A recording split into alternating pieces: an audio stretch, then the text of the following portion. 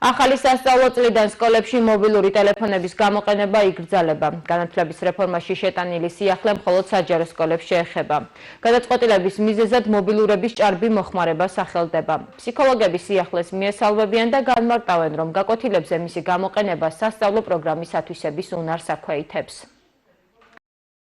ზოგადად ამ რეფორმასთან დაკავშირებით ვიტყოდი, რომ საკმაოდ კარგი რეფორმაა, სულ ფსიქოლოგიური კონტექსტით რო განვიხილოთ, იმიტომ რომ ამ მომენტში, როცა ბავშვი გაჯეტით სარგებლობს, კონცენტრაციის ზონა არის საკმაოდ უქვეითდება და ეს იმდენად საგრძნობია, რომ უჭირს დამახსოვრება, უჭირს რესურსებზე წვდომა, უჭირს ინფორმაციის ათვისება, მიღებულობა, გონება საკმაოდ გაფანტული ამ დროს და ამას ფულინგის სინდრომსაც უწოდებენ.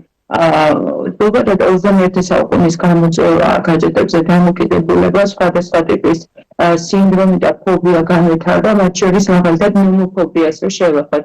ნომოფობია არის გაჯეტის დაკარგვის შიში და განშორების შიში მასთან. ამიტომ ამ სინდრომის ამ გამოწვევის დამოკიდებულების ფარგლებში მნიშვნელოვანია, რომ მშობელმა კი არ წაართვას, დასაჯოს და აუკრძალოს გაჯეტი, არამედ ითანამშრომლობს, მეტი დრო გაატაროს მასთან, გაართოს, ერთად უყურონ ფილმს, მაგალითად გაჯეტში თუნდაც, გავიდნენ ერთად სასეირნოდ უყურონ რაღაც სპექტაკლს ან სხვა დანარჩენს, ხო აი მე სახელოვნებო დარგით ან სპორტით ჩანაცვლდეს ეს აქტივობა.